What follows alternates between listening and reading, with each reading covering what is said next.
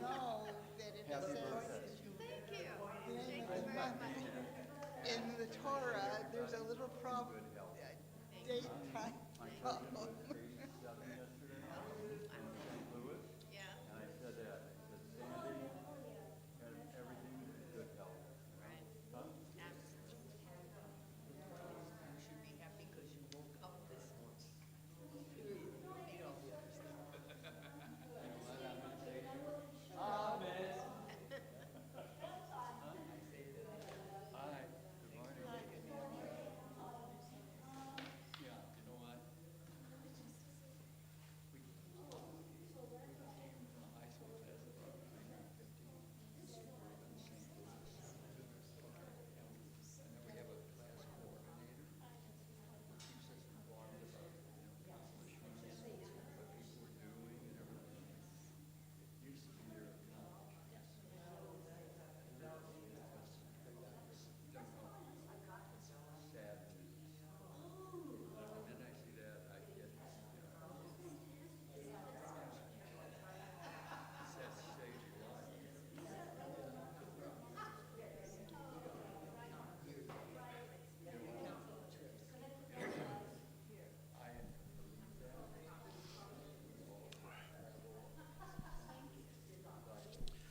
Good morning, everyone. We'll wait for a minute or two, see if any sort of late stragglers come in, and then I'll start.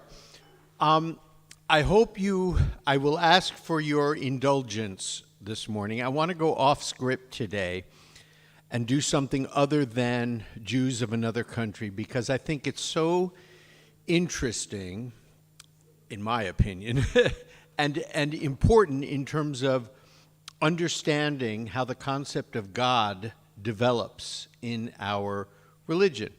And the reason this comes up is because we have a passage from last week's Torah portion that sort of propels the conversation. And I lectured on it in synagogue this week, sermonized on it in synagogue this week, and also at my class at AJU. And everybody found it to be very interesting, things that people didn't know. So I'm going to go off script today and for one day, one class, do a little theology, and then we'll get back to different countries next week. Okay. So there are, in Judaism, two very, very large concepts about God that we take for granted because it is taught to us from our tradition. And those two large ideas are that God is far away and God is near.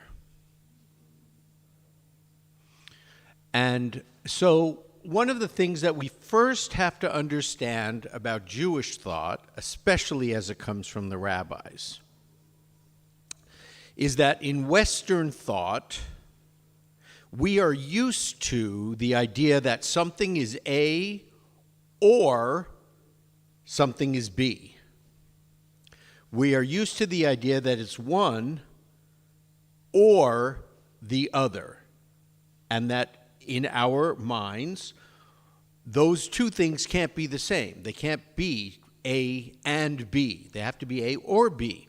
In Eastern thought, which is the tradition from which the rabbis emerge, not Eastern meaning Asian, but Eastern meaning not Western. For the rabbis, all throughout the Talmud, something can be A and something can be B. And A and B are opposite each other. And the rabbis don't have a problem with that. And we're going to see what the rabbis do to this situation towards the end of class. And it's very interesting. So, the idea that things can be both things is very, very comfortable for the rabbis and very, very comfortable for Jewish tradition. So the idea that God can be both very far away and unknowable and inaccessible, and the idea that God is very close to us and hears our prayers and knows what's in each of our hearts, For the rabbis, that's, well, yeah, of course. God can do both things. And the easy answer is when you say, well, God can do anything, so God can do it. Okay.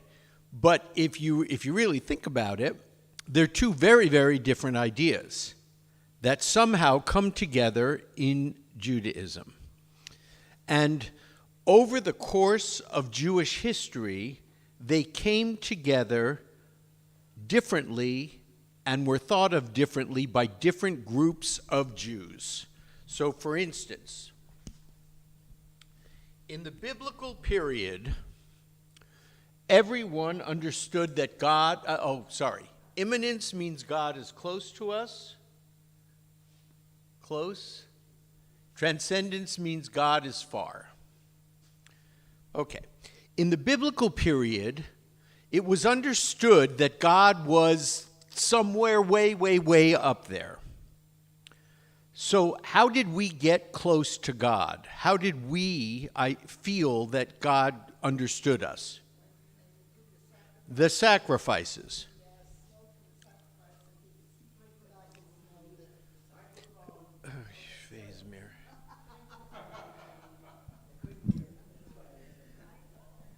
Okay, so when we have sacrifices, we would burn the sacrifice. It was a barbecue. Barbecues really smell good.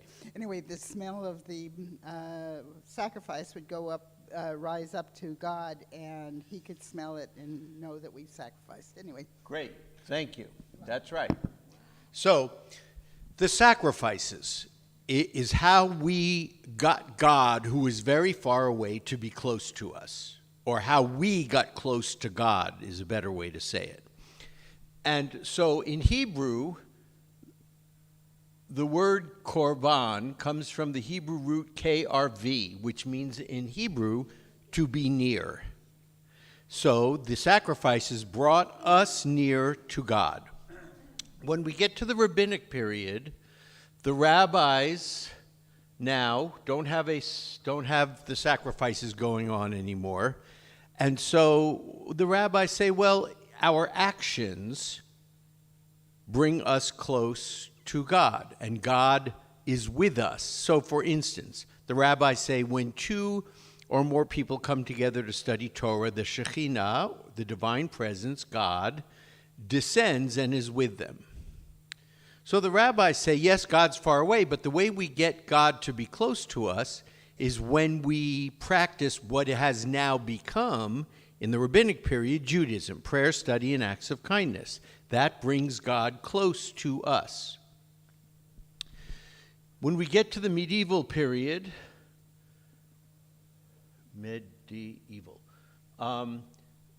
first we have the philosophers. And the philosophers say, God is far away. You can't know anything about God, period. Maimonides says, I'm sorry. We know nothing about God. And so there's nothing that you can say about God. You could say what God does for people, but you can't say anything about what God is. You can only say what God is not. So you can't say God is merciful. You can only say that God is not unmerciful. All right. And, the philosophers, they were brilliant. Maimonides was brilliant. But by the time the Kabbalists come along, 400 years later, the Kabbalists say, no, God is very far away, but we don't like this. This stuff with the philosophy leaves us very cold. God is far away. You can't access God. You can't talk to God. No. So the Kabbalists said, yes, God is far away, but there are secret teachings. There are mystical teachings that allow God to be close to us and us close to God. So at various times in history, with various groups, the idea of closeness and far away gets understood by different groups at different times differently. Okay, I want to talk today about the move in our tradition from monolatry to monotheism. Monolatry means a worship of one God, and you also acknowledge that there are other gods. And this is how Judaism started. God, for the early Israelites, was not the God of all people and the God of all the earth. God was the God of the Israelites, period. And we know that because of the Shema. What does the Shema say? It says, "Hear, O Israel, the Lord our God, the Lord is one." Okay, the Lord is one. Okay, that says that God is one. But whom is being addressed? Only the Israelites. Shema Yisrael. Listen, all of you Israelites. The Lord our God is one. The unwritten part of that is, listen, O Israel, everybody else has lots of gods, and we acknowledge that there are lots of gods out there, each god for his or her nation. But your God, Israelites, is only one. So the Israelites at this time in history very, very clearly understood the world to have many gods. And each nation had its own set of gods. And the Israelites didn't quarrel with that. They said, yes, every nation has its own gods, but we have our God, and our God is the most powerful. That's what the Israelites said. They thought of God, starting in the time of Moses, as the mountain God. Why? Because they experienced God on Mount Horeb/Sinai for their early history. So God was the mountain God. He was the God, he had a place that was associated with him. Okay.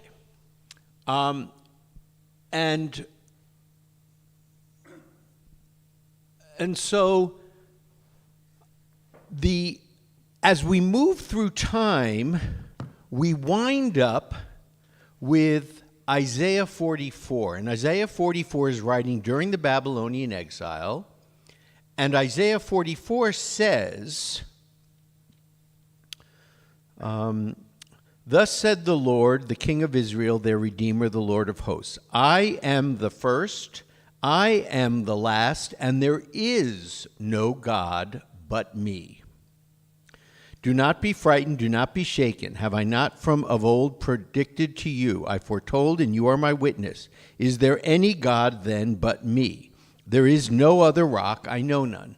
So Isaiah 44 is a crystal clear statement in our tradition that God is the God of all human beings and all the earth. So the question then is, how did the God of the Israelites become the God of all people? That's a fair question to ask, because the Jewish concept of God changed during the biblical period.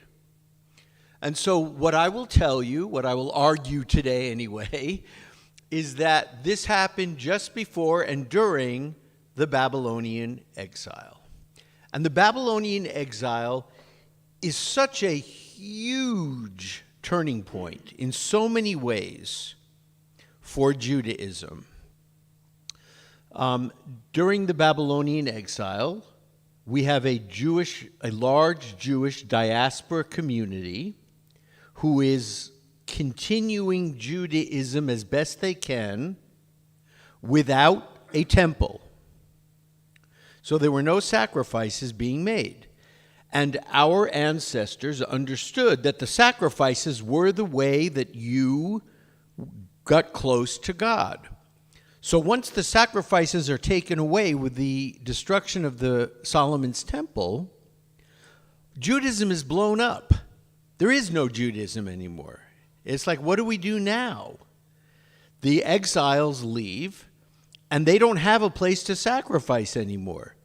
So what do? They develop ways in Babylon to continue, kind of.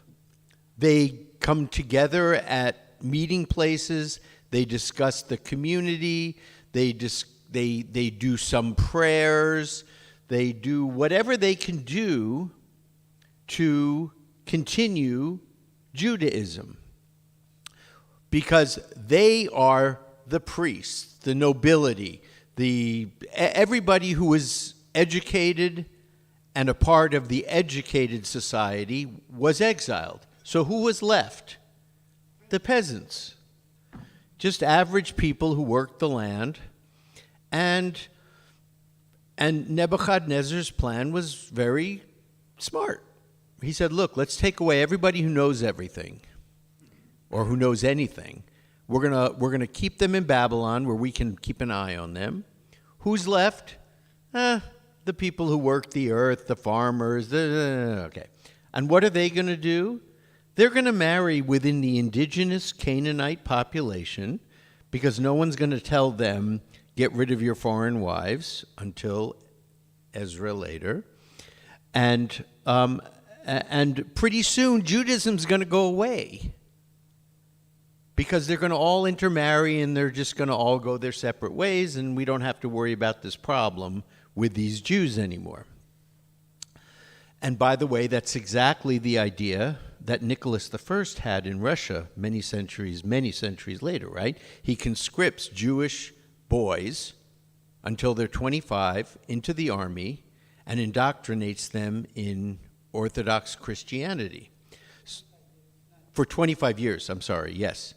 And so when they get out of their conscription, all they know is Orthodox Christianity. They know nothing about being Jewish. Meanwhile, what's going to happen to all the women? They're going to intermarry. Judaism's going to go away.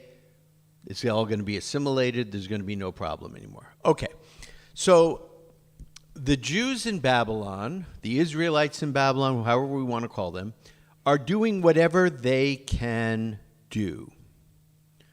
Now, let's take a look at some ideas here.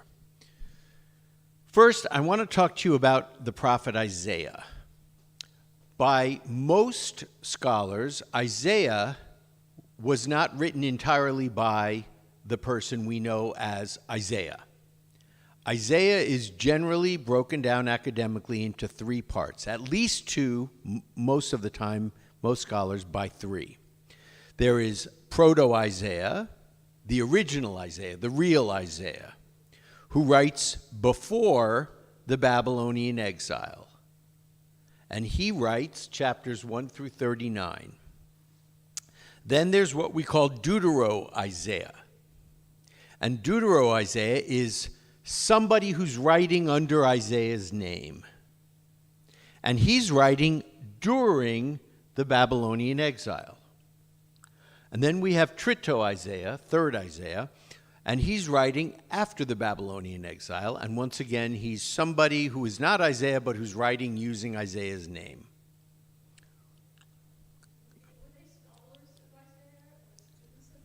Were they students of Isaiah? No, not that. No, they were just simply other people who were writing using Isaiah's name. Okay, so if you'll think about it,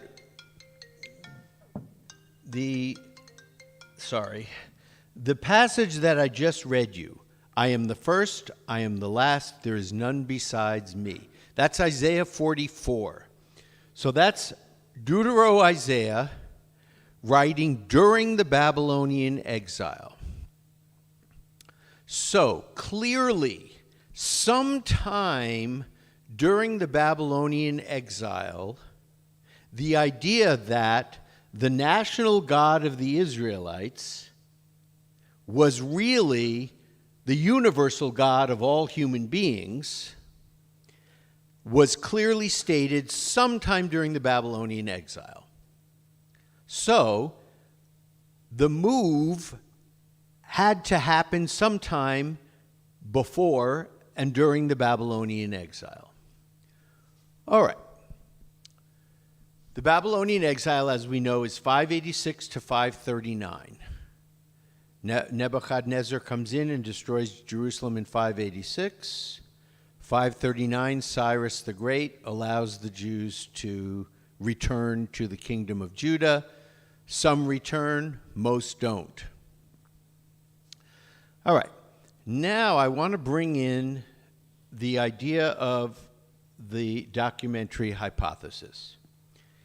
So if you are a traditional Jew who does not want to entertain the thought of the documentary hypothesis, I'm totally fine with that.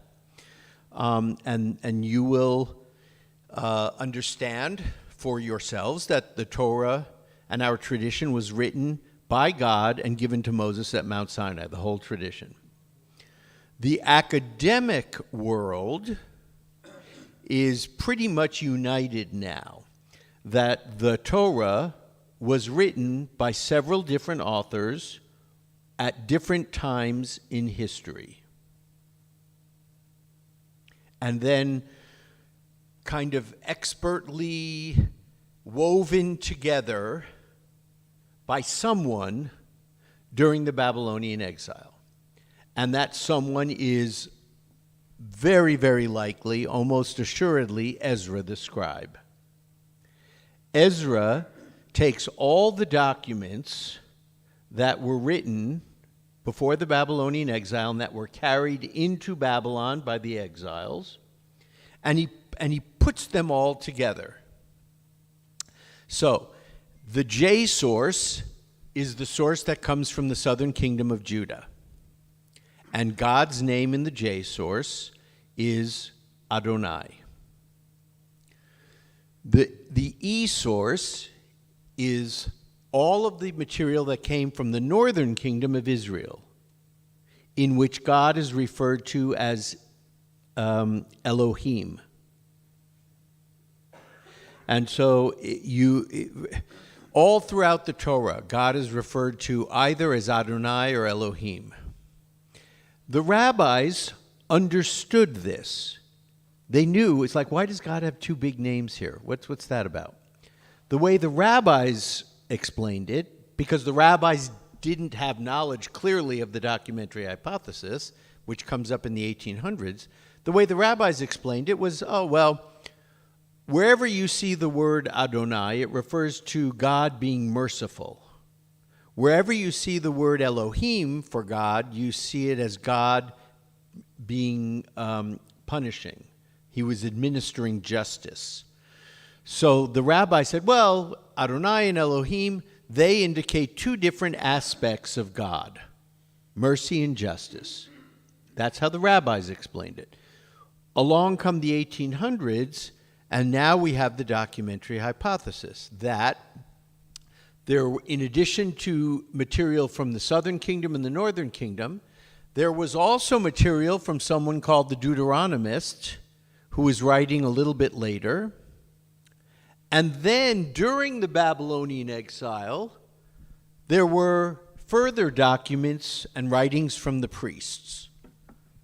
Why were the priests writing during the Babylonian exile? Probably the book of Leviticus was established during the Babylonian exile. They couldn't perform sacrifices. Correct, they couldn't perform sacrifices. So what were they doing in Babylon? Not so much, right?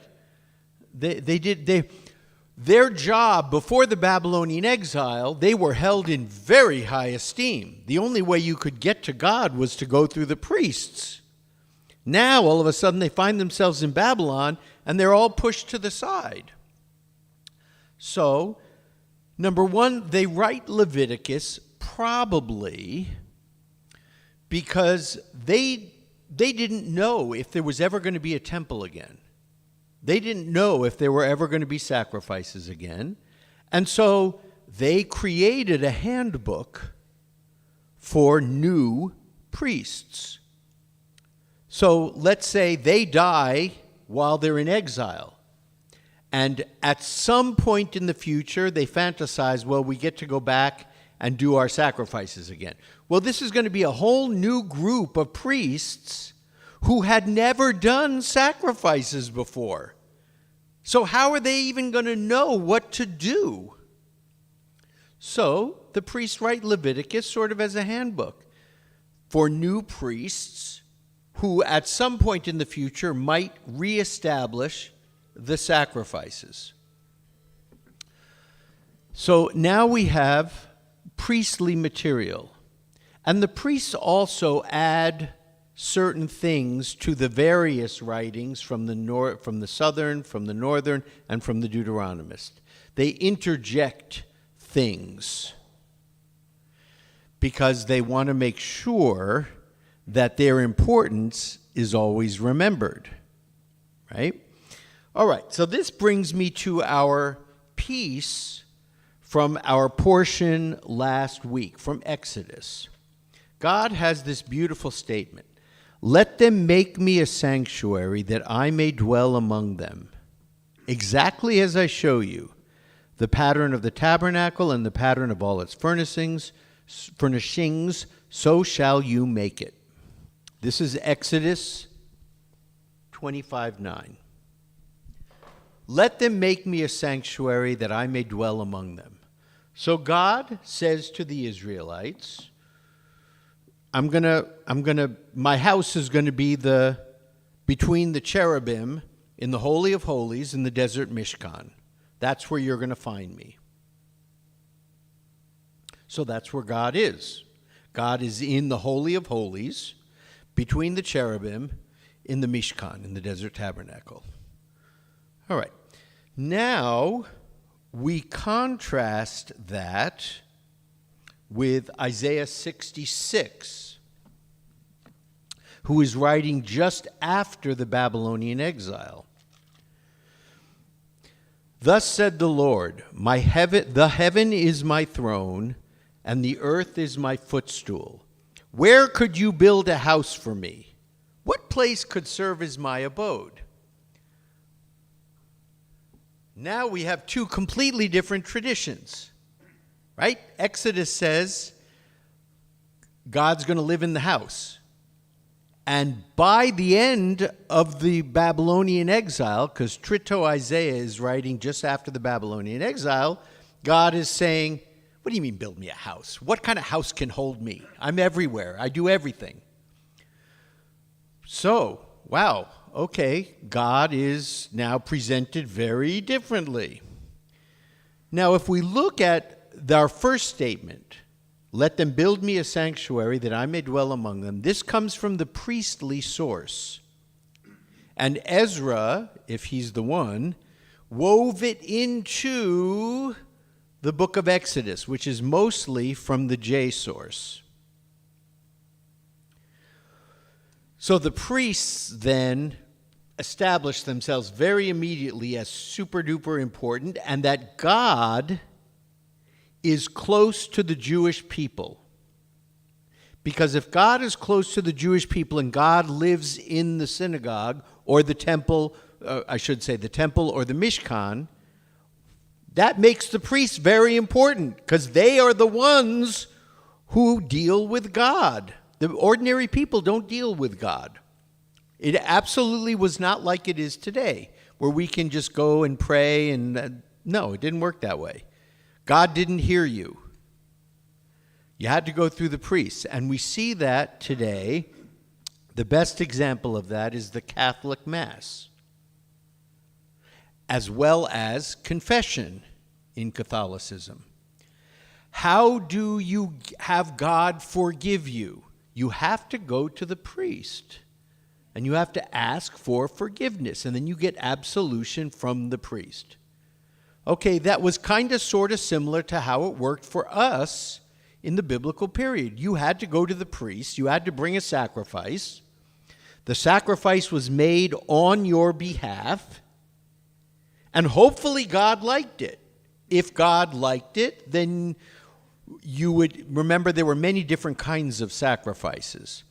So let's say you were a sin offering, a chatat, that you did something bad, and you brought a sacrifice to the priests, and you're hoping that God would smell, as Lana correctly pointed out, that God would smell this smoke, really like this sacrifice, and forgive you.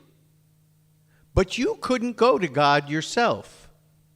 The great innovation by the rabbis in 70 CE, well, one of the great innovations, is that the rabbis made Judaism personal. It made it your personal religion. You could practice it wherever you are by yourselves, and you don't need the priests anymore. The priests were out of a job. They were outsourced, right? Which is why, for many of you, I don't know if you know this, so, when we call people to the Torah for an aliyah in a traditional synagogue or semi-traditional synagogue, we call the Kohen first, one from the high priestly class, the high priestly subgroup of Levites. Then you call a Levite next, then you call anybody for the third. Why do we call the Kohen first? Respect. Yes, because the rabbis threw them a bone. They said, look, you used to be really important to the tradition. You're not so important now, but we'll call you first for an aliyah because you deserve that respect for all the work that you did at one time for us. Yes, wait. Come over here. I can feel Susie's should laser know better, beams too. shooting at me. I was just thinking that you mentioned the portable Mishkan, which had happened during the exile. Correct. That the Israelites were, in for 40 years or so. Does that equate with the exile in Babylon? So I'm just curious as to whether or not Exodus was written during the exile in Babylon. No, Exodus was mostly written from the J source. It's pre-exilic. It had already been around. These were stories that...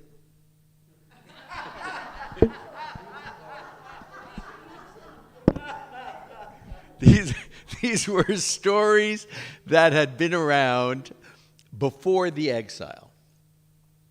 Okay.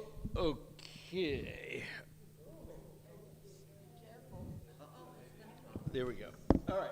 So now, we have the priestly material. The priests are writing during the Babylonian exile, and by the time the exile is over, and presumably Ezra gets a hold of all the material that's there, pre-existing from Judah, J, E, and D, and then this new material from the priests, P. And now Ezra has to put all this material together somehow, some way, to form a consistent narrative. That is the hypothesis that we call the documentary hypothesis. That all this material, which was written and compiled over many, many years, gets edited together and brought back by Ezra.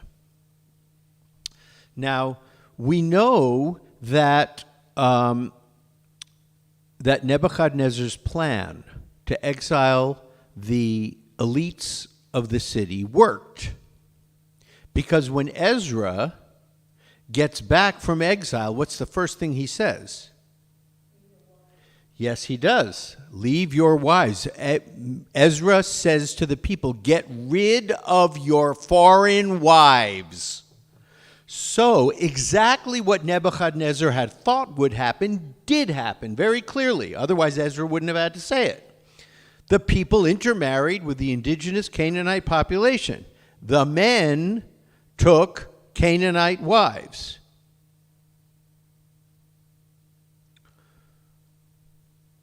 So Ezra says this to all the men. What do you think the men's response was?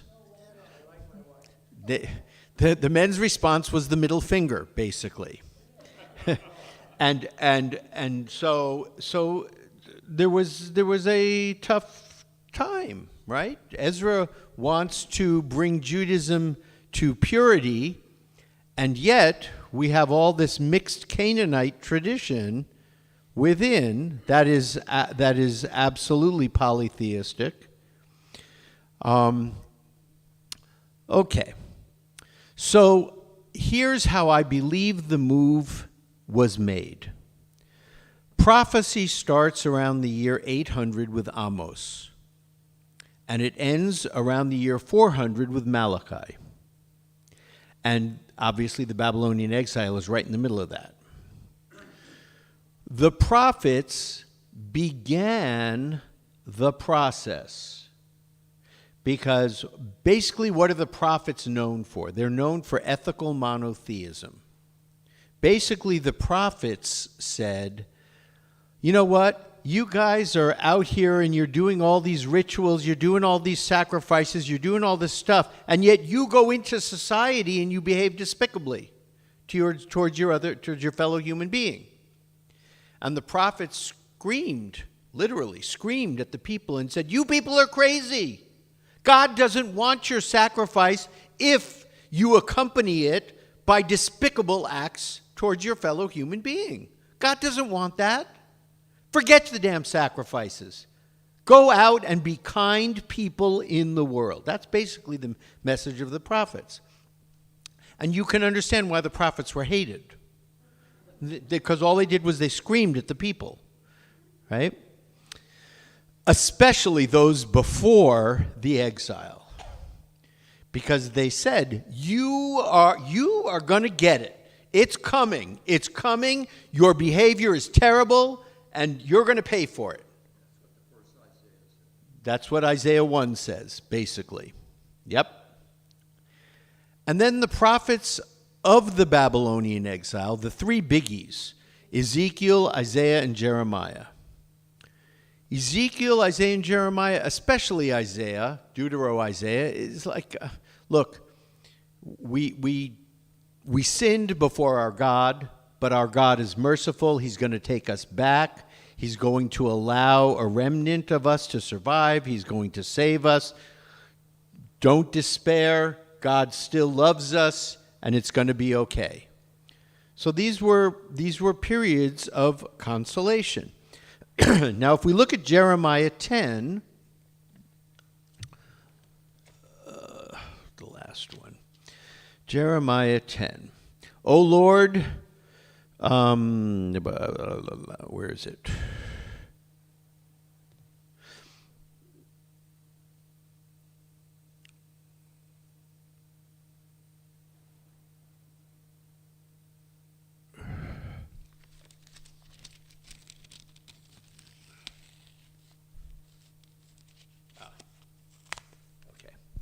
O Lord, there is none like you, but the work of the craftsman and the goldsmith's hands, their clothing is blue and purple, all of them are the work of skilled men. But the Lord is truly God. He is a living God, the everlasting God. At his wrath the earth quakes, the nations cannot endure his age. And Jeremiah leans a little bit from both monolatry and monotheism. Because what does Jeremiah say? He says, don't worship idols. Okay, that's fine. That makes sense to us. But what does mostly the rest of the Torah say? Don't worship other gods.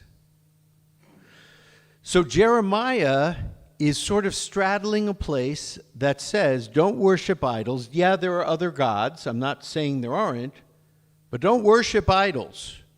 Because our tradition says no idols, no graven images. So Jeremiah is kind of in one side moving into the other. And the prophets basically give the message that, look, God is God of everybody, and what God wants from all of us is to behave righteously. And here's Jeremiah again. For his molten image is a deceit. There is no breath in them. in the idols. They are delusion, a work of mockery. In their hour of doom they shall perish. Not like these is the portion of Jacob. We're not like that. For it is he who formed all things, and Israel is his very own tribe. Lord of hosts is his name. So you see, and Israel is his very own tribe. Well, that sounds kind of towards God is our God only. But then also Jeremiah has ideas about God being a universal God. Okay, so very quickly to summarize before I move on to the next point. So we have the Shema, which is a very clear statement of monolatry, not monotheism. This is very clearly the national God of the Israelites, the God who follows the Israelites in the desert, right? And either a pillar of fire, and God who presents himself, herself to Moses on Mount Sinai. This is the God of the Israelites. So, Rabbi, so this, as you've taught us before, is prevalent throughout the Middle East at the time.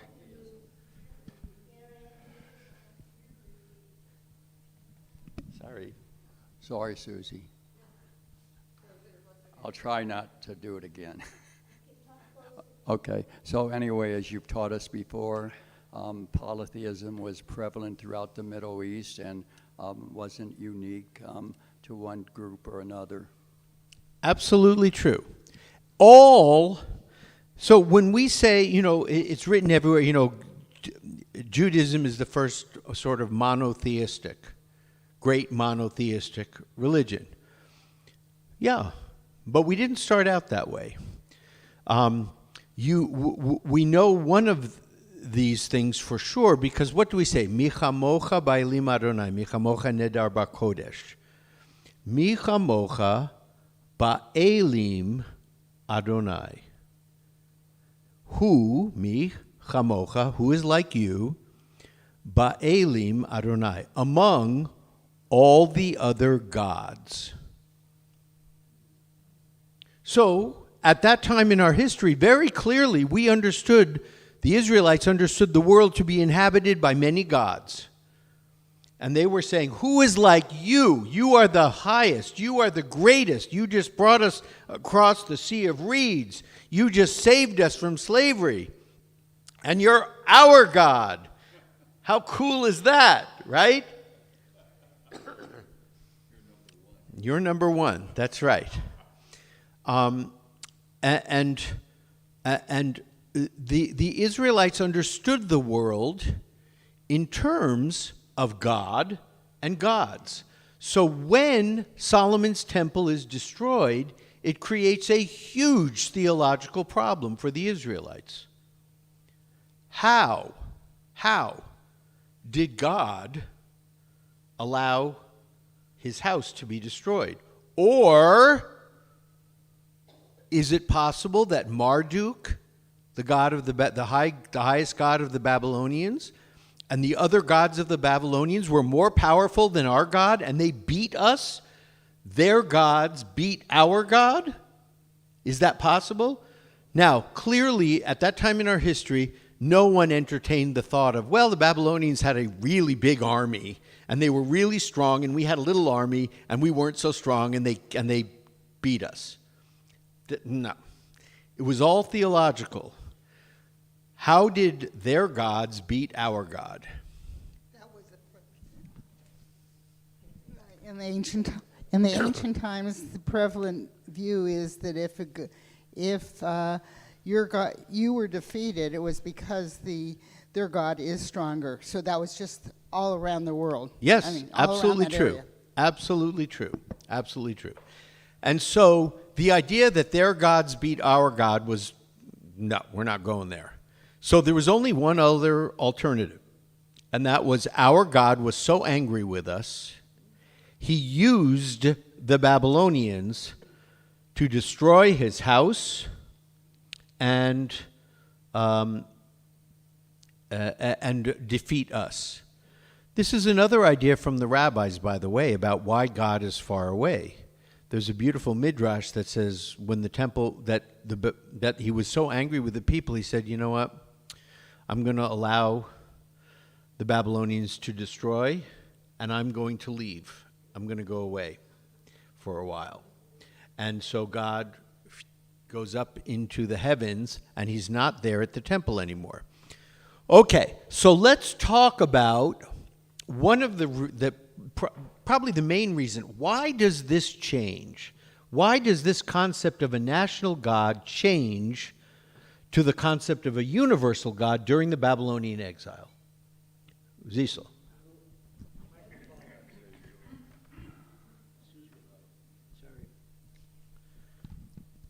It deals with the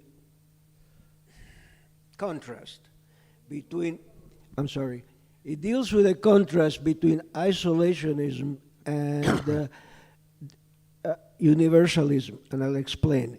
When the Jews were in Israel, and before the temple was destroyed and all that, it was isolationism. In that sense, they were in a community. Now, as they were captured and sent into Babylon, they dispersed. They saw other people.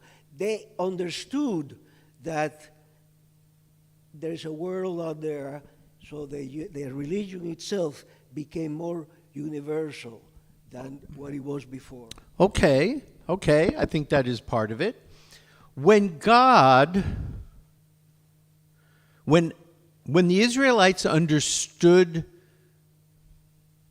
where did the Israelites understand God to live? And then the temple, right? That was God's home, was the temple. The temple is destroyed before the Babylonian exile. And now, how do the exiles conceptualize where God is? Some of the other writings indicate that God goes into exile with the Israelites and is with them in Babylon, around them in Babylon. And then we have other passages which at some point down the road, if we deal with the Holocaust and terrible things that happened to us, there's a very important passage that says, I'm going to get so mad at them, I'm checking out. I'm going away for a while. I'm so mad at them, I am leaving, and they are not going to know me, they're not going to see me, I'm not going to be involved anymore. I suspect that the priests who didn't have a job anymore did have a job in holding the Jews together, Israelites together in Babylon, and by means of their teaching. I think that even though they weren't in a temple any longer, that they still had a job in terms of holding the people together. That's a good point, but I think that point actually fell more on the prophets. It's the prophets who were sought after as guides now, what to do during the Babylonian exile. But that was a good idea. Were the prophets just ordinary people, or some of the prophets actually priests also, or at least had some So teaching? we know Ezekiel was a priest, for sure. And so some were, and which is why Ezekiel is a little bit different from Jeremiah and Isaiah, because he talks about the temple being rebuilt. He talks about the old ways coming back. Yes, Ken.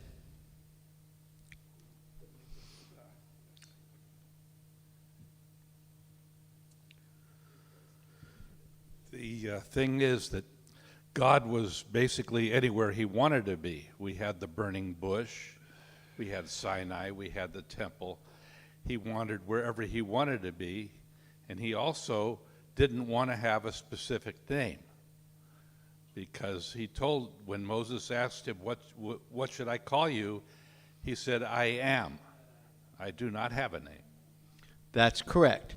However, the Israelites understood the temple to be God's house. Once the temple is destroyed and they go into Babylon, they have to wrestle with the idea that God doesn't have a specific place anymore. God is kind of everywhere.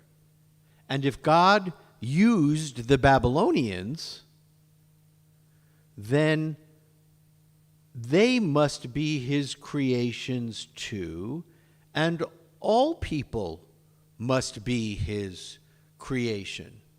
So the move from monolatry into monotheism happens slowly over the course of centuries and gets finally established during the Babylonian exile, that God doesn't have this place anymore. God is everywhere.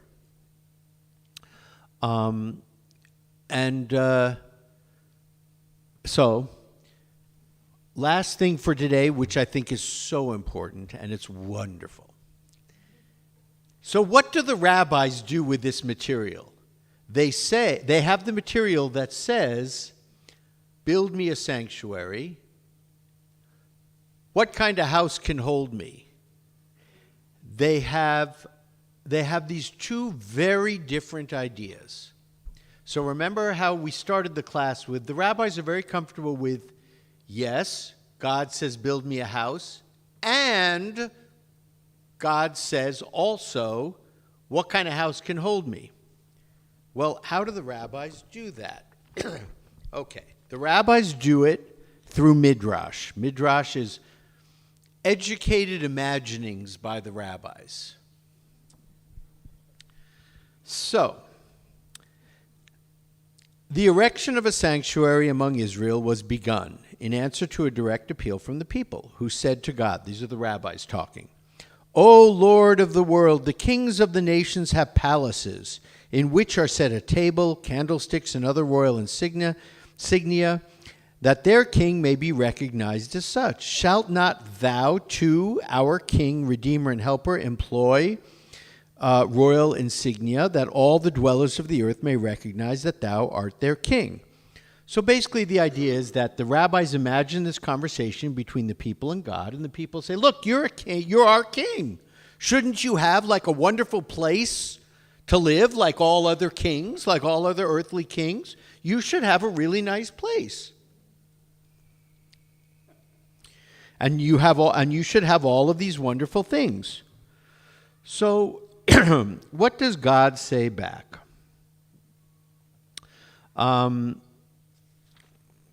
God hereupon said, if you now insist upon carrying, I want to start here. God replied, my children, the kings of flesh and blood need all these things, but I don't. For I need neither food nor drink, nor is light necessary to me, as can well be seen by this, that my servants, the sun and the moon, illuminate all the world with the light they receive from me. Hence, you need do none of these things for me. You don't need to build me a house in which I will dwell among you. Why? Because the earth is my footstool. I live everywhere, according to Isaiah 66. And then the rabbis come in and they join the two. However, God then gave them detailed, however, so long as you were young, did I provide for you. I washed you, I fed you with bread and meat, gave you water to drink, and bore you on eagle's wings. But now that you are come of age, I wish you to build a house for me. Set therein a table and a candlestick. God then gave them detailed instructions. Tell Israel that I order them to build me a temple, not because I lack a dwelling, for even before the world had been created, I erected my temple in the heavens. But only as a token of my affection for you will I leave my heavenly temple and dwell among you. They shall make me a sanctuary that I may dwell among them. So what does God say? God says to the Israelites, look, I'm really big. I'm everywhere. I can do everything. However, I know that you need a place where you can be close to me, where you can find me. So, even though I don't need it, you need it. Therefore, build a sanctuary for me and I will dwell among you. And the rabbis do this brilliantly in our tradition everywhere. They take two opposite ideas and they harmonize them and make them both work beautifully. So God is both far away and God is very near. And both things are possible for God. And for our tradition, God is very far away, but God is close to us when we act righteously in the world. Yes, Lana. I don't think transcendence means far. It means being able to go up and down, because ascend means to go up, descend means to go down, transcendence is to go both ways. Transcendence actually does mean, it really does. It does mean unknowable, far away, inaccessible. But that's a good thought. That's a good thought. Able to do everything. Okay. All right. Okay. The way we use it is far away and inaccessible versus imminent, which means close to us and accessible. All right, everybody. I hope you have a beautiful week. I hope that was sort of interesting to you. And I will see you next week, and we will go back to our history of Jews. I think we'll do Netherlands next week.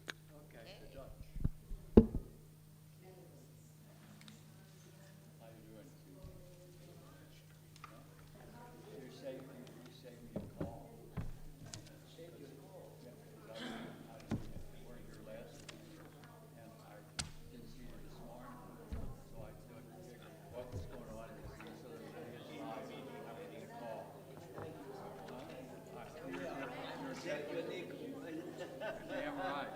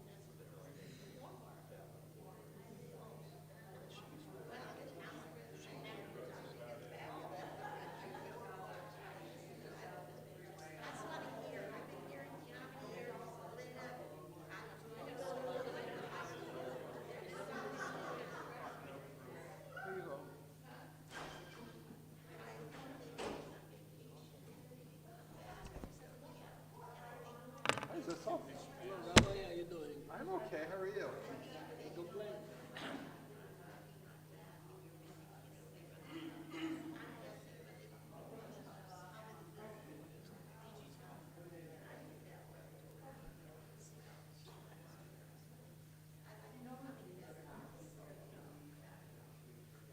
Okay.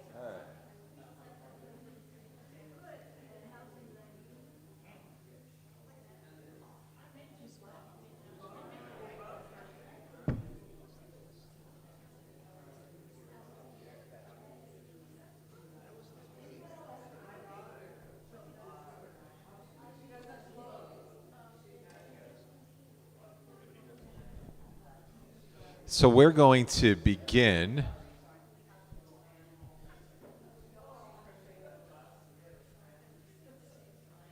We'll invite everyone to have a seat.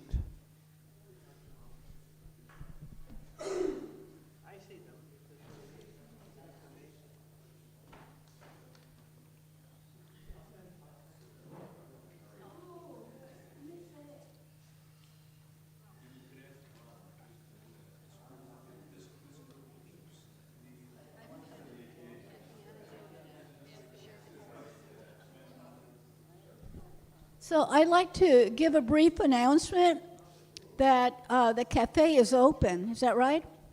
And Diana, who's our chef here, has made some delicious soup. I think she's made vegetable and lentil, something like that. So if you'd like to stop by, don't go right now, but when we're done here. Is that right, Rabbi, that Diana, the cafe is open? You don't know? I know it's kosher. I don't know when it's kosher. We know it's kosher. I'll go check. As a matter of fact, I'll go check to see if it's open. Not enough salt. I don't want you all to run over there and then it's closed. Let me go check.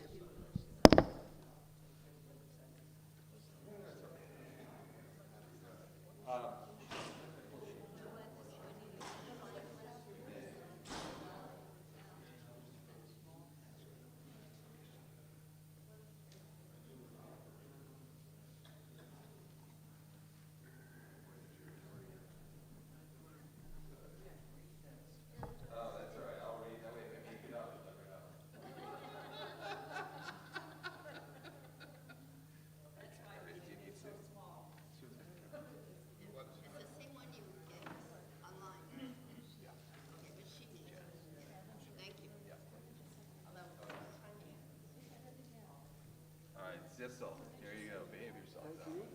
Or not too much. I like you add a little spice to the class. It's good. Does everyone have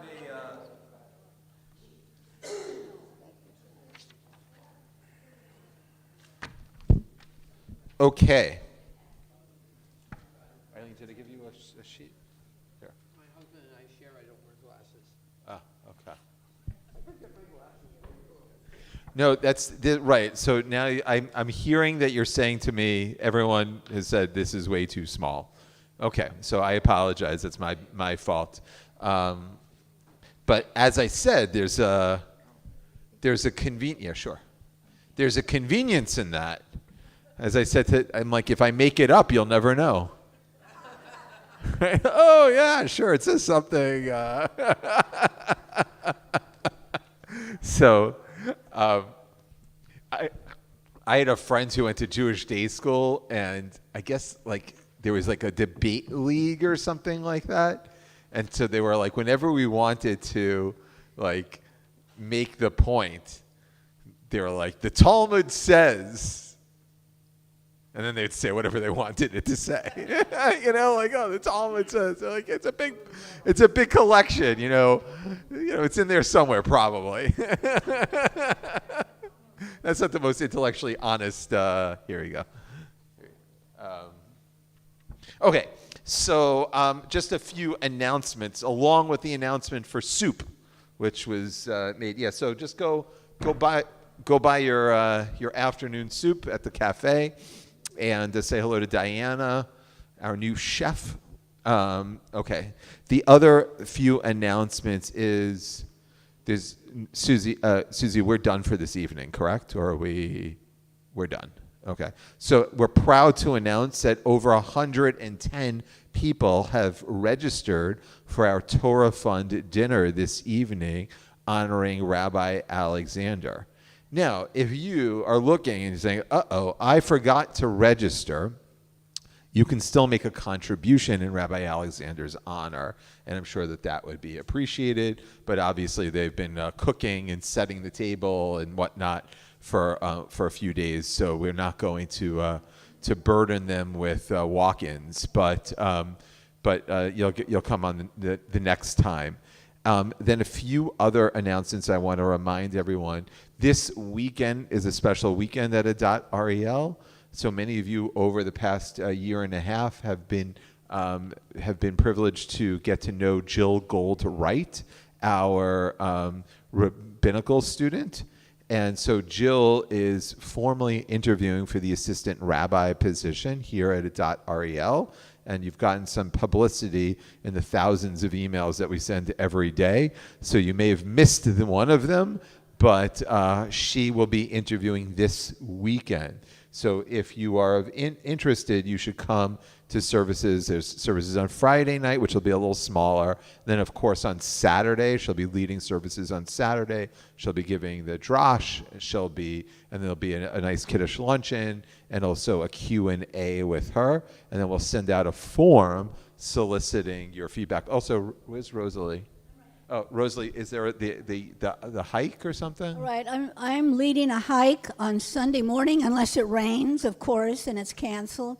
But over at the wilderness. I don't know if you're familiar with Woodley Park. In that area, there's a wilderness area, and our high neighbors usually hikes there, and it's a very easy walk, to be honest. The directions are, if you contact me, I'll give you the directions there. It's near the Japanese Garden. It's between Victory and Burbank Boulevard, and it's where the directions say Japanese Garden, or just go there, but go straight ahead, and then there's a parking lot. And I chose it because, one, it's an easy walk, and there's plenty of parking. So if you'd like to come, let me know. Well,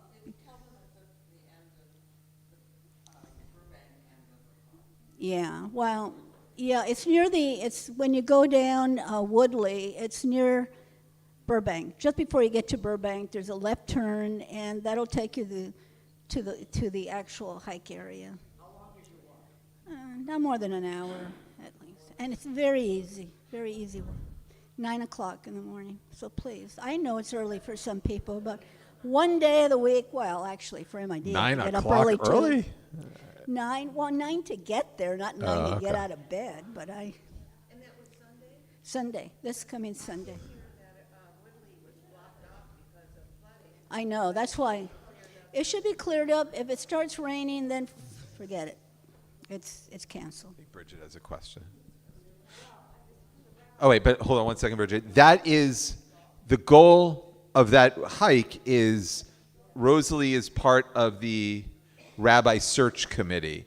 So the goal of that hike is to spend time with the rabbinic candidate, with Jill. So you can schmooze with her as you're schlepping with her. That's the goal of that hike. So, I mean, you're more than welcome to go, but just know that that's the goal. So come on Saturday, eat a lot for lunch, ask questions, and then walk it off on Sunday with Rosalie. The thing I got is you get to the Japanese Garden and then just yell for Rosalie, and hopefully it'll all work out. Rosalie! Okay. Bridget, you had a question? I don't know if this is appropriate, but I don't understand how the assistant rabbi position, how does that connect to what Rabbi Alexander's position? Yeah, sure. Okay, I'm happy to answer that. So 2 years ago, we began a search for an assistant rabbi / director of adult engagement. So we were, when I came, I laid out a vision that we need to do to have a staff person whose specific responsibility and purview was the engagement of adults, not through the lens of their children, but adults, much like what we're doing here at MID, and to think about different ways, like people who are my age, who are, at their offices at this hour, how are we engaging them? not through, again, the prism of their children, but just them. So adult engagement, not excluding seniors, certainly to include seniors, but not exclusively seniors. Does that make sense? Okay. And so that search, which we began 2 years ago, was, I wouldn't call it unsuccessful. It was successful in that we correctly, I think, determined that the candidates that we had for the position would not have worked out well for that position. But that left us with a rabbinic hole, meaning that not on a full-time basis, but it's too big of a congregation, too big of a community for me to handle all the rabbinic responsibilities. It's just too much.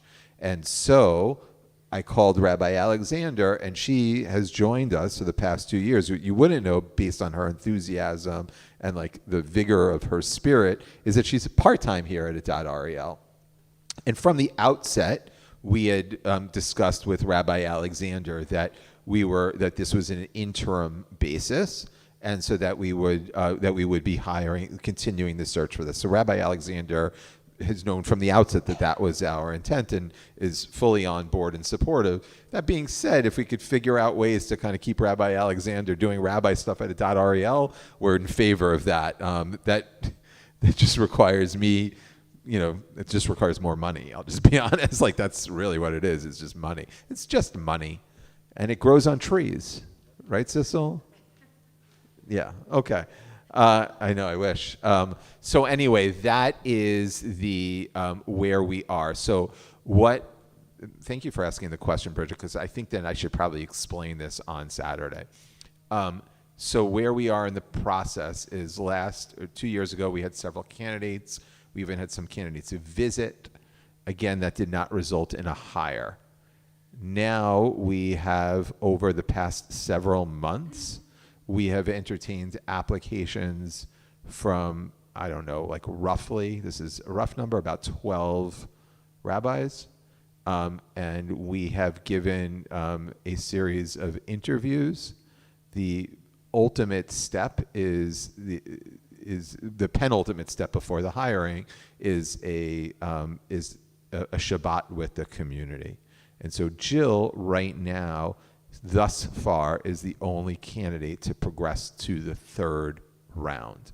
So we've had other rabbis who, for whatever reason, it wasn't going to work.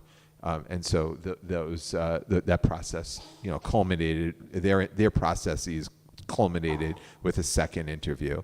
Jill is still in contention, and so she is visiting us. Is she the first and only? I don't know. Is she the first and last? Maybe, maybe not. I don't know the answer to that. So we're treating this like what colleges call rolling admissions. We have a few other rabbis who we have conversations with. I don't know if those are going to result, how their applications are going to, how much further. We've, as a committee, decided that we're going to bring people to the community as we feel they are qualified, or if we feel they are qualified, or a good match for the community. Does that clarify? Okay. And if anyone has any questions about that, they can ask me. And I think that, thank you for, even on Shabbat, just remind me, I'll give a little structural overview. I think it's important for the community to hear that again and again. So thank you for that question. Any other questions? Okay.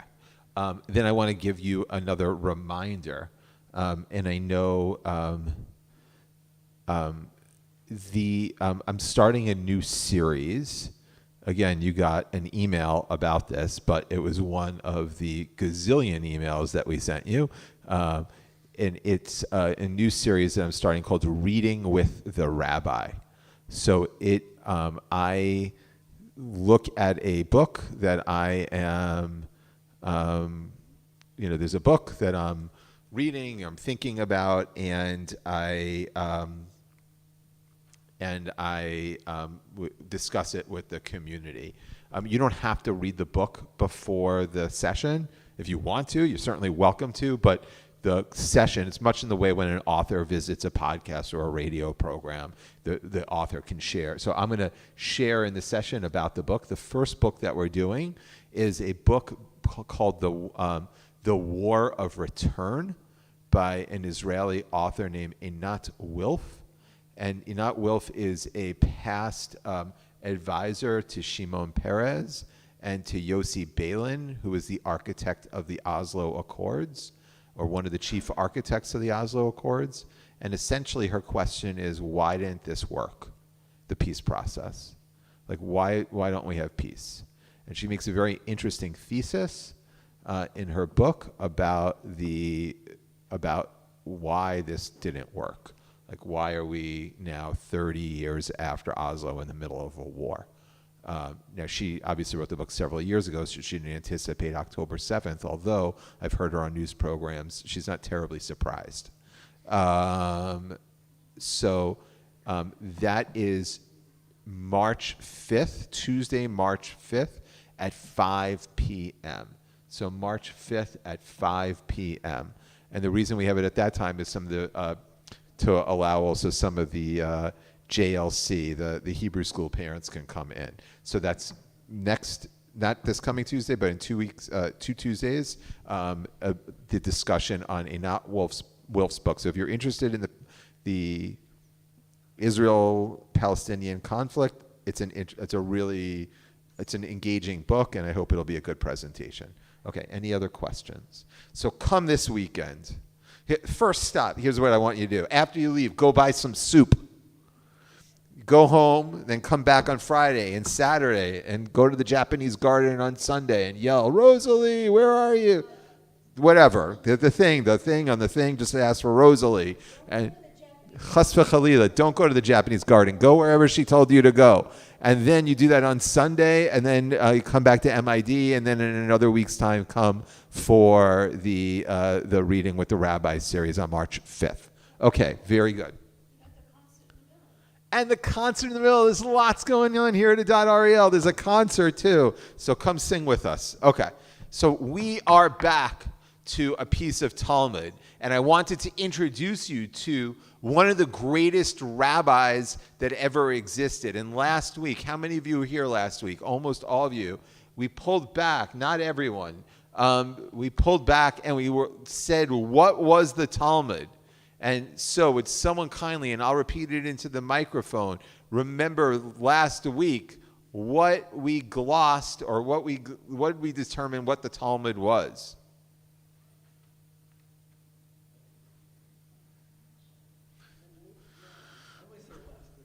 All right, that's okay. So that's all right. I make the text too small and nothing is, it's all right. So, all right. So it is a book of Jewish conversations, right? The Talmud is Jewish conversations. Do not say to your non-Jewish friends, oh, the Talmud is Jewish law. That's not the truth. It isn't Jewish law. It's Jewish ideas. And I just saw, I know, it's almost like too nice to erase. I got it. So he's this is actually very nice. So when you, after the Bible,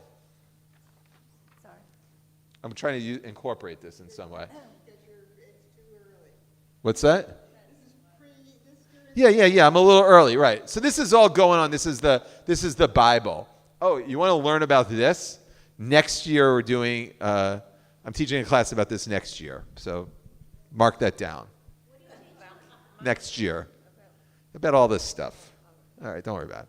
All right. Yeah, don't go to the Japanese garden. Okay. All right.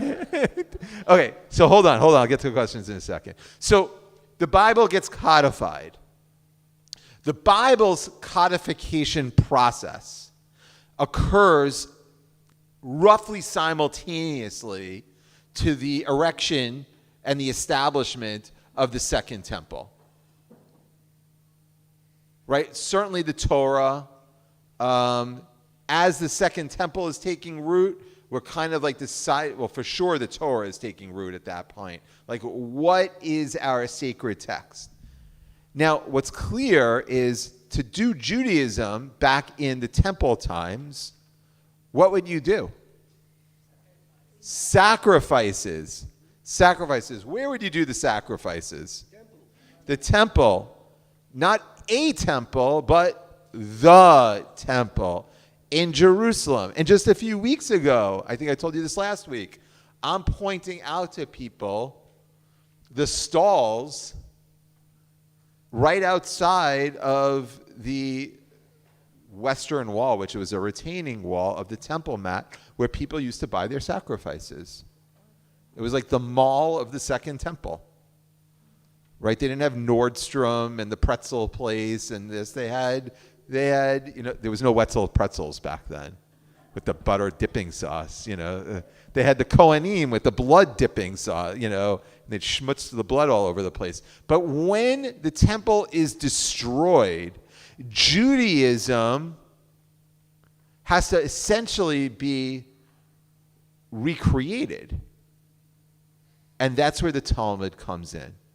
Now, prior to the destruction of the Second Temple, the rabbis, or what Jesus called the Pharisees, they're really kind of like the earliest kind of like ancestors of the rabbis. There are rabbinic ideas, but those ideas were one of many Judaisms that were occurring at the time.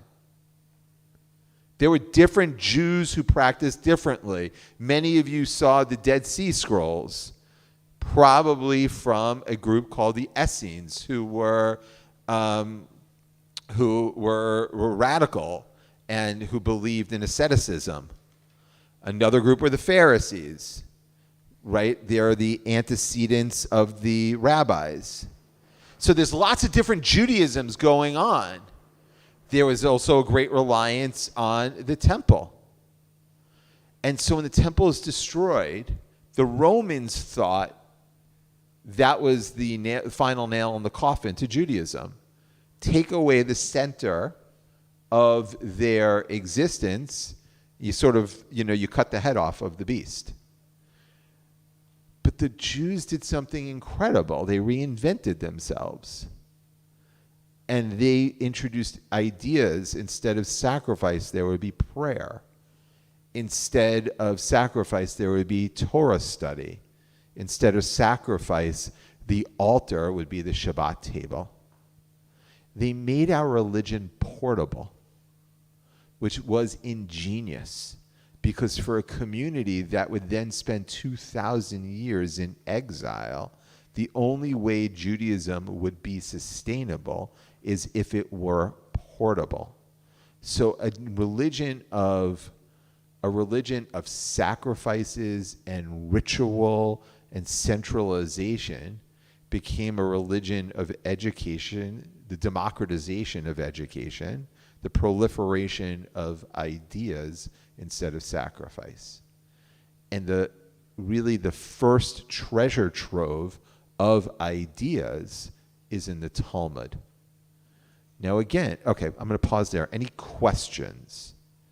Anything I said was confusing or in need of elaboration?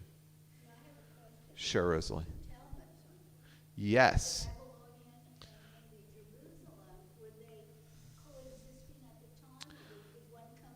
Yeah, the Jerusalem Talmud came first, and it's not nearly as authoritative. It's much it's shorter. It's back then. It's interesting. Like, what's this? Is there a center of Judaism? And back then, so now you could make the, is American Judaism or Israeli Judaism, like, is Israel or America the center of the Jewish world? It's a good question for now. Back then, the question was Israel, or Babylon, the center of the Jewish world. And if you wanted to be like, in the center of it, the truth is that you would leave Israel, the land of Israel, and you would go to Babylon to learn. Like, the greatest scholars were not living. So it's interesting. Look, I'm a huge Zionist. I believe deeply in the centrality of the state of Israel in determining the Jewish people's future. one of I think my biggest regrets in life is not serving in the IDF. I take very seriously my relationship to Israel, and I am a proud advocate of Israel as a rabbi in the diaspora. That being said, it is kind of noticeable that the greatest work of what Judaism was created in the diaspora. Right? That what we are as a people wasn't defined by what emerged from Israel, but rather what emerged in reaction to the diaspora and from the diaspora. The Talmud is a diasporic document, the authoritative one, the one that we study is from the diaspora. And so early Zionists, maybe they asked the right question, and maybe is any of this relevant? Like you had people like David Ben-Gurion, you get to Jaffa Port and they toss off the yarmulke because they're home. They don't need this. This and the tefillin and the Shabbos and all of that, that's, what kept us alive in Poland. That's what kept us sustained when we were powerless and we didn't have our own agency. And we didn't have any political power. We were centralized around our religion. But for many of the Zionists who were rooted in this, of the second Aliyah, like turn of the century, when they get to Israel, they're like, Or how many of you, met an Israeli? They're changing their attitudes a little bit now. We're like, I don't need Judaism, I'm Israeli. Right? Like, I'm from Israel. Like, what do I need this nourishkeit for? They're speaking a little bit more humbly about a lot of things recently, but including about Judaism, recognizing that there is a need for spiritual, not only that working the land is one thing, but spirituality is something that can be found not only in India, right? That's where a lot of the Israelis go, but that can be found in our own texts. But it is interesting to me that the Talmud, again, is a collection of ideas that helps us survive in the diaspora and is largely generated in the diaspora. Okay. Questions or comments before we go on? Yeah, go ahead. Question. The Jerusalem Talmud is essentially rabbis or speakers who went to God from that?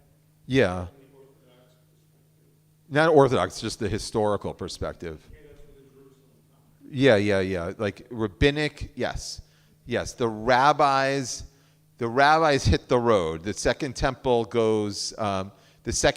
is destroyed, and the rabbis relocate to Yavna, which is a town, towards the coast, and so they give up Jerusalem. If you think about that, the forfeiting of Jerusalem for the idea is the rabbi said, wait a second, okay, you destroyed the temple, Romans, at least grant us the ability to build an academy, a school. And right there, that's the beginning of the birth of modern Judaism. To say, no, we're not trying to get the temple rebuilt. We're going to take a school instead. That's how we're going to make it. Now, obviously, there are people who want to see the temple be rebuilt, but largely that decision to concede the destruction of Jerusalem to the Romans in favor of the erection and establishment of an academy outside of Jerusalem was very telling. And that begins the move that gradually consistently goes. By the way, the Romans destroyed the temple in the year 70. It's not like everyone hit the road and left Jerusalem, right? The Romans destroyed the temple, and they thought that had. Then there were rebellions that continued to occur. The last huge rebellion against the Romans was by whom? Does anyone remember? Bar Kokhba. Right. And Bar Kokhba, he, mid second century. So he rebels. When's the Bar Kokhba rebellion? Does it say here? One something. Anyway, what's that? 135. Thank you. 135. The Common Era. Is that true? Good. Okay, good. None other than Rabbi Akiva backs the Bar Kokhba revolt. Not only that, Rabbi Akiva goes so far as to say, that guy, Bar Kokhba, he's the Messiah. He's the Messiah. Rabbi Akiva, the greatest rabbi perhaps of all time, and certainly of that generation, throws all of his support to Bar Kokhba, who is a militant, says, okay, let's go attack the Romans. Let's go rebuild what we lost, almost 70 years ago, 60 odd years ago. Let's go do it. And Rabbi Akiva throws his support behind that. And guess what? It fails miserably. Miserably. And from that moment on, with a few exceptions, like the Maccabees, the Maccabees were before that, but with few exceptions after that, the Jewish idea, or the governing Jewish philosophy was don't buck heads with the authorities. Rather, kind of like stay out of the way.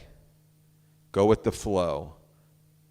Right? Because when Bar Kokhba did it, they all died. And the Talmud asks the question, how do we know that Bar Kokhba wasn't the Messiah? And the answer is because he died. Right? And that actually ends, that whole rebellion ends with Rabbi Akiva becomes a victim of it as well. Because once Bar Kokhba is killed, then Rabbi Akiva was the guy who was publicly supportive of him. So guess who the Romans go after? Rabbi Akiva, and they burn him to death. That's what we read about on Yom Kippur. So what changes then, and really this is from Jeremiah on, like the Maccabees are an exception, but really the last big Jewish rebellion is Bar Kokhba. And then the Jews go into diaspora, really go into diaspora. And from that, the prevailing wisdom of Talmudic literature, which is colored by the whole Bar Kokhba revolt, is don't make waves. Don't make waves. Wherever you don't, in fact, something even further than that, and this is why so many, this is a little off topic, it's all right, it's very Talmudic. This is why so many Orthodox or observant Jews were anti-Zionists, at least initially. Or why the early Zionists needed to go like this before they could declare their Zionism. And a lot of it has to go back to the Bar Kokhba revolt.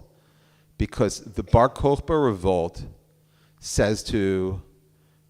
colors rabbinic literature and says, wait a second, God will make it clear to us when God is invested in our reestablishment in the Holy Land. God will let us know when it's time. But us taking up arms or trying to implement our agenda or trying to go forward, well, that's not God's will. And what ends up happening is Bar Kokhba. So to stay alive, we're going to go with the flow. And we're in exile. And God will let us know when it's time to return. And some of you have we all have the Meshuggah cousin who's like, oh yeah, the third temple, it's going to drop from the heavens. And it's going to be right on the Dome of the Rock. Plop! And that's, that whole idea comes from this idea that God will let you know when it's time to return, because God will plop down a fully formed third temple. Imagine like if construction worked that way in Los Angeles, right? So plop right down. But for 2,000 years, the Jewish way was not to make waves. That's why the rabbis of the Talmud are very apathetic about the Maccabees, because they don't want their children growing up to be like Maccabees. Because if you're like a Maccabee, you pick up your weapon, you stand like Bar Kokhba, and then you get killed. And so the rabbis of the Talmud, one of the few things they agree on is, and that's why for 2,000 years, Hanukkah wasn't about the Maccabees. Hanukkah was about Nes Gadol Haya Sham. A great miracle happened there. A great miracle. They found a little oil and it lasted for 8 days. Big deal. That's not a great miracle. That's a rabbinic way of saying, hey, I don't want you looking over there. That's the Maccabee story. That's not a story I want to tell. We'll tell a different story about oil. That's the holiday, the oil thing. That's why first I seize this. I'll get to you in just 1 second. That's why 1st and 2nd Maccabees are books that are preserved in the Catholic Bible and the Apocrypha, but are not preserved in the Jewish Bible, because those books are about military conquest. And the rabbis who are codifying the Tanakh at the time, the Bible, say, don't put those in there, because then the kids are going to grow up. They're going to try and be little Maccabees. When does the Maccabee reclaimed as a Jewish symbol? When do you think? Right. Herzl, formation of the State of Israel, Zionism. When people said, you know what? It's enough ducking. It's enough going with the flow. It's enough avoiding trouble. We need to have agency and sovereignty and take our future into our own hands. It's enough being the weak Jew cowering in the corner. Enough with this. Let's go reclaim our own future. Then these folks who are like, wait a second, you don't have to have Zionism or religion. And this is like Rav Kook, we can do both. And you see the birth of modern religious Zionism in Israel. But early Zionists felt like they needed to sacrifice the religion in order to be Zionists. Many of them were steeped in the religion, but they felt like they needed to sacrifice the religion in order to claim the Zionism. Okay, Zissel, you had a question or a comment? I had a comment. All right, go ahead. Take the microphone. I will. There you go. There was a very practical reason why the oil lasted for 8 days, and that was a miracle. The practical reason was that the Jews were very against their lives to celebrate the Jewish victory. So, in order to celebrate the Jewish victory, we made it into a miracle, a lasting of the oil. It was a miracle of the Jewish revolt, but it was death for Jews to celebrate the Jewish victory. Right. Good. Amen. So that's right. Like they said, they didn't want the story to be about the Maccabees. Because if you make a story about the Maccabees, if you revere the Maccabees, if you romanticize the Maccabees, your child is going to grow up militant like the Maccabees, and they're going to end up like Bar Kokhba, who about 400 years after the Maccabees got killed. And the Maccabees were an aberration. And the rabbis didn't want to bet on the Maccabees or that mindset. They wanted to say, wait a second.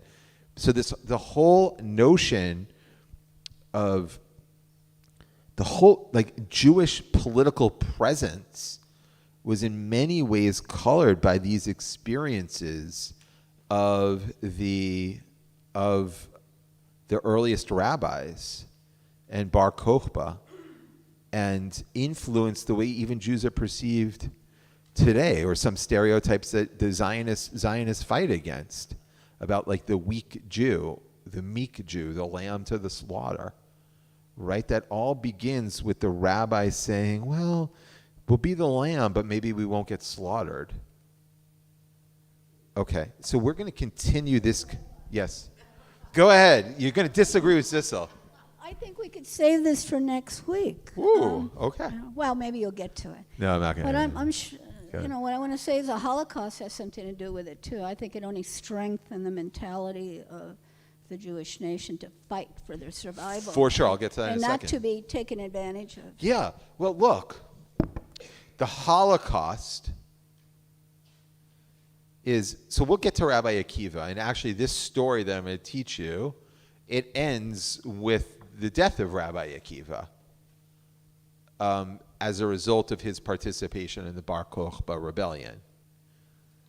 But the Holocaust solidified what Herzl anticipated, or at least feared. Herzl, who's, a reporter, and at the Dreyfus affair, says, wait a second, you can't be more, Theodore Herzl had a Christmas tree. There's pictures of his Christmas tree. Like, you couldn't be more, actually a lot of Germans then had Christmas trees. But you couldn't be more assimilated than Theodor Herzl. Like, he was someone who wanted to be wanted to be part of larger society. And he's standing in Paris, France, 100 years after the emancipation of the Jews, in the first country, modern Europe, to emancipate the Jews, equality, Voltaire, like the whole thing, rights and liberties and all of this, and they're yelling in the streets, death to the Jews. And he goes, wait a second. They didn't like us when we were apart from them, and they didn't like us when we were assimilated with them. They didn't like it when we refused to marry their daughters, and they didn't like it when we wanted to marry their daughters. Like, there's no way out. And Herzl, that's what he calls the Jewish problem.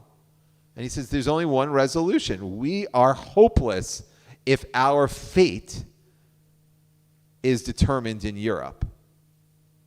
And he's sadly prescient, right? He is sadly correct.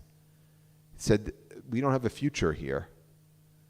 We need, and that's the birth of modern political Zionism, because he, in a way that there were other Zionists before Herzl. He wasn't the first Zionist, but he was the first one to create a movement.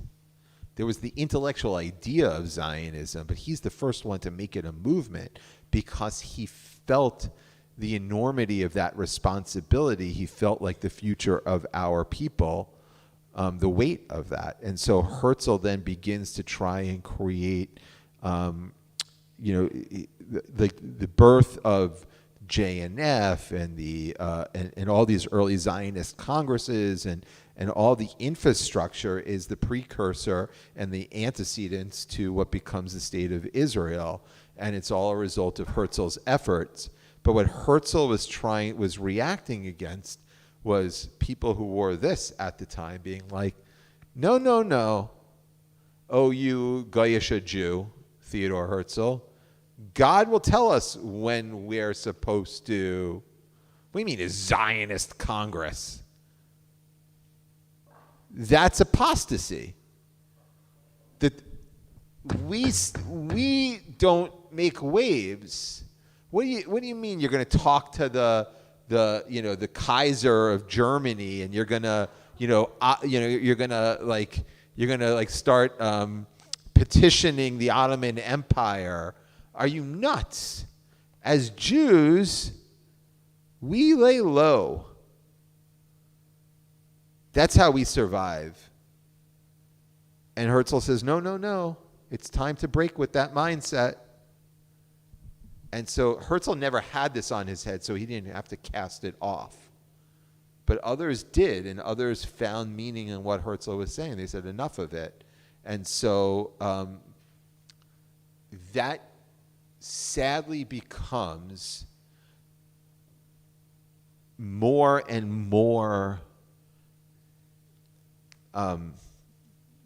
the case after the Holocaust, when Herzl is proven correct, when it's very abundantly clear that Europe is not a Jewish-friendly soil, and so Herzl,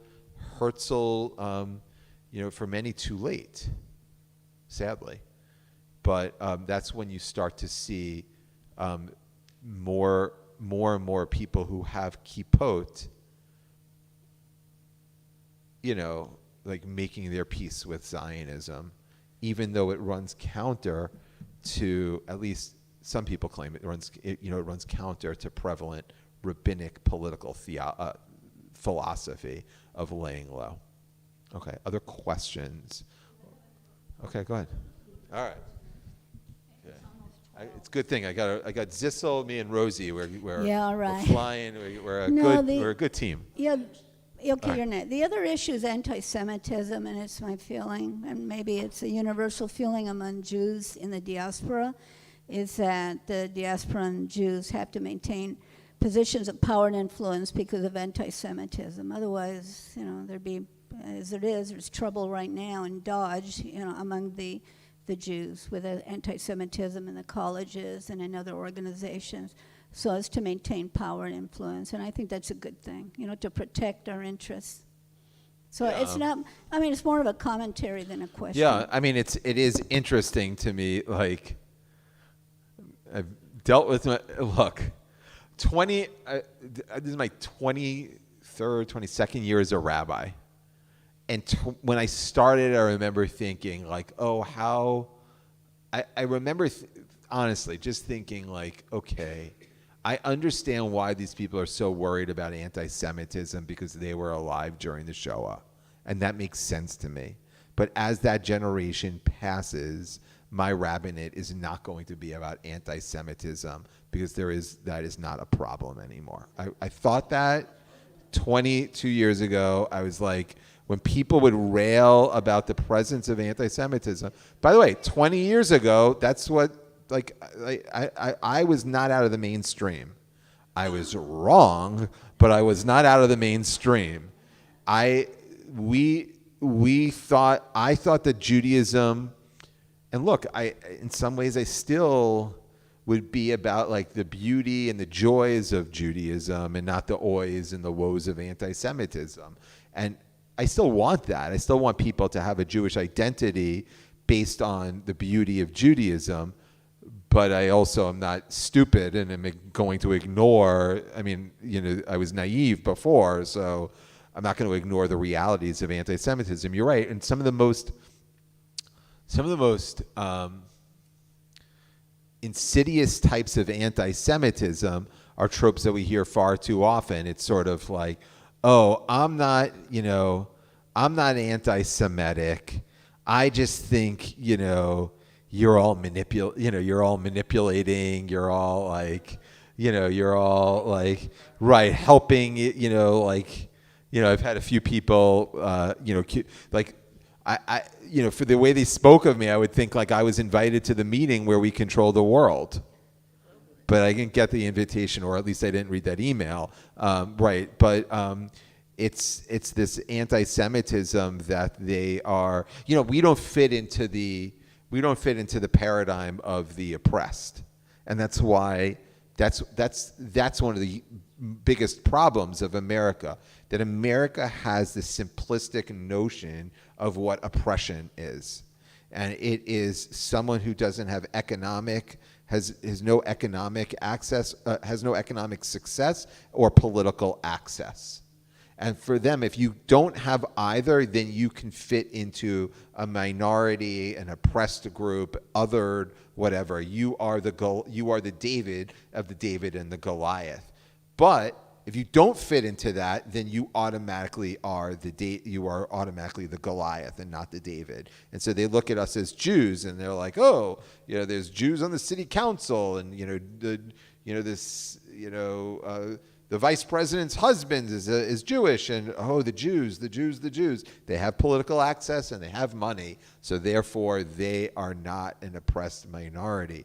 And their attempts to convince us otherwise show us who they really are. There's a lot of that, and that is very, very scary.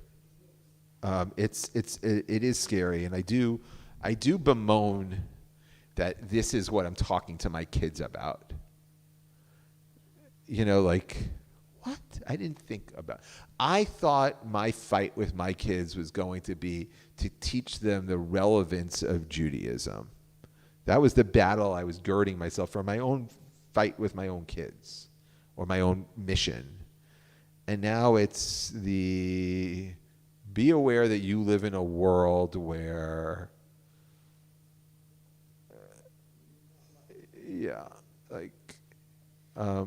look, I believe there are still plenty of good people who value Jews and value Judaism, but there are more than I thought of people who would, prefer us to disappear, from the river to the sea. My wife and I talk about this as more like, we talk about this all the time, that, our oldest is 15 and a half. I mean, even 15 and a half years ago, the world I thought I was giving to my kids was different than what it has proven to be, and not in a good way. And at that, despite that, there's different ways of dealing with it. This is one idea, which is don't make waves, and we'll get to that. And then there's the Zionist idea, which is establish your own power and your own sovereignty. And there maybe there are modern answers too. Yeah, Sharon. I'll repeat the question after you.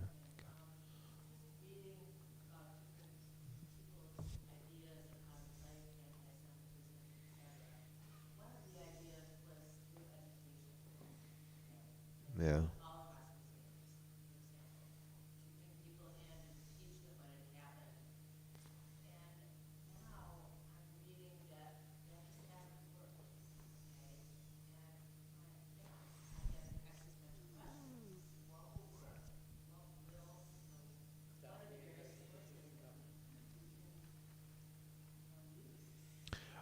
I wish I had a simple answer, and then you could elect me like president of the world, but I don't.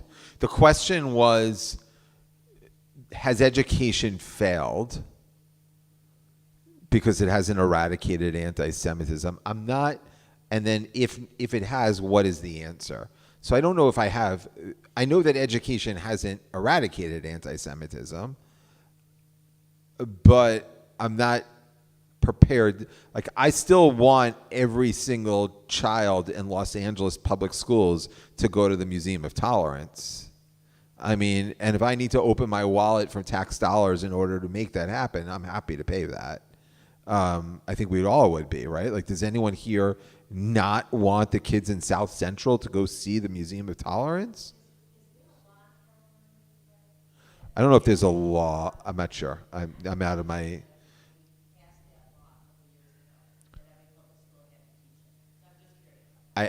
I'm out of my range. I'm not sure, but I think. How about this? I don't know but like a lot of, like, you ever go to the Museum of Tolerance? There's buses of public schools coming in every single day, and I am happy for those buses to continue. Do I think that we have, like, that has been successful in eradicating anti-Semitism? No, it hasn't been. But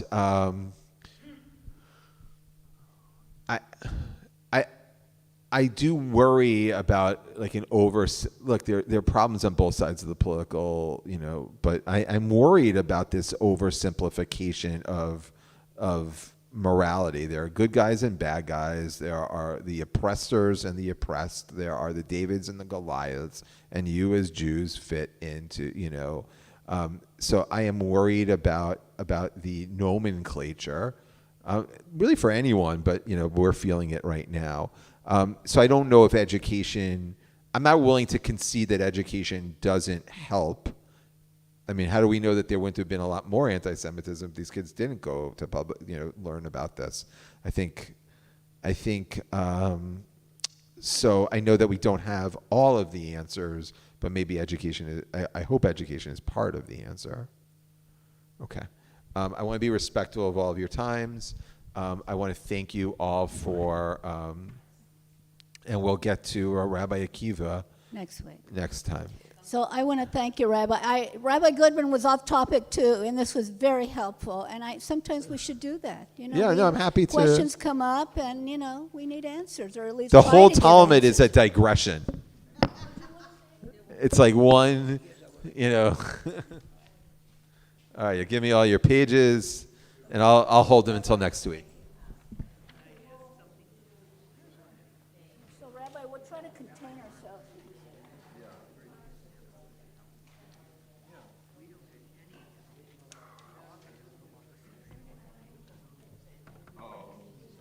Because that's their symbol. That's their system. I was thinking asking for ours. I mean, you're more than welcome to anything, but I don't want to make it.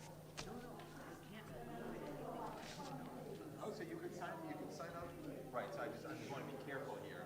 Most of the things I announced are I dot REL. If you want to come to them, just sign up. You can sign up to be a member. You can do whatever you want. Right. So you have to set right. So I'm not saying. I just want to be clear. I'm not telling you you should leave your other synagogue. You should join our synagogue too. But yeah, go to the office and ask them. Yeah, I'll show you. As every other issue, there's no one answer. One of the large problems of the ethnic studies departments in universities that have been sort of co-opted by Arab money. And they've taken a long-range view of spending their money in invested in universities. I mean, USC almost became that. Remember a number of years, maybe when they almost set up a school of Arab studies, and the faculty voted against having it. But they were very successful in many other institutions, giving them a lot of money, so they got granted studies. It's not only the ethnic studies, it's also the Jewish studies, Israel studies, and people. Actually, we're looking at Israel saying we can thank the blacks for that. Yeah. Because when they got it, Right, then and we- some people became we're a minority too. So some of the professors in those departments are anti-Zionist. Well, exactly, because they've been infused with the propaganda that's put out by the money from the Arabs. And kids in our community who come from various Jewish organizations, get to the university, we can talk about this stuff.